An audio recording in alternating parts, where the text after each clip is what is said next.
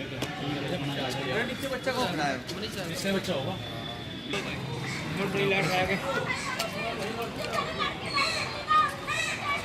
ढूंढ दे, लंबे ढूंढेंगे। आज नीचे आ जाओ आराम से।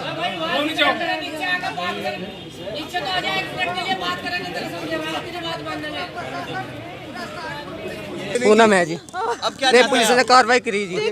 इन्होंने 4 आदमी जेल भी भेज चुके हैं जी। हाँ जी, पुलिस ने कार्रवाई करी है, लेकिन आगे इन्होंने लड़की नहीं ढूंढी मेरी है जी। आज हम मरने खतरे चढ़े थे टंकी पे। हाँ जी, पुलिस ने कार्रवाई करी, मतलब पुलिस की भी गलती नहीं है। इन्होंने 4 बंदे जेल भेजे जी, लेकिन जेल भेजना कोई समाधान नहीं है। लड़की कहाँ है वो नहीं आज तक इन्होंने पता लगा कि लड़की कहाँ है। मैं पुलिस की गलती नहीं निकालता बिल्कुल भी, किसी पुलिस की गलती है जी। हम आत्महत्या करने गए थे जी, जब हमारा कोई सुनते नहीं है जी। मेरे पास पैसे नहीं है लगाने को, मैं चौकी थाने को पता नहीं कहाँ कहाँ भरता फिरूंगा।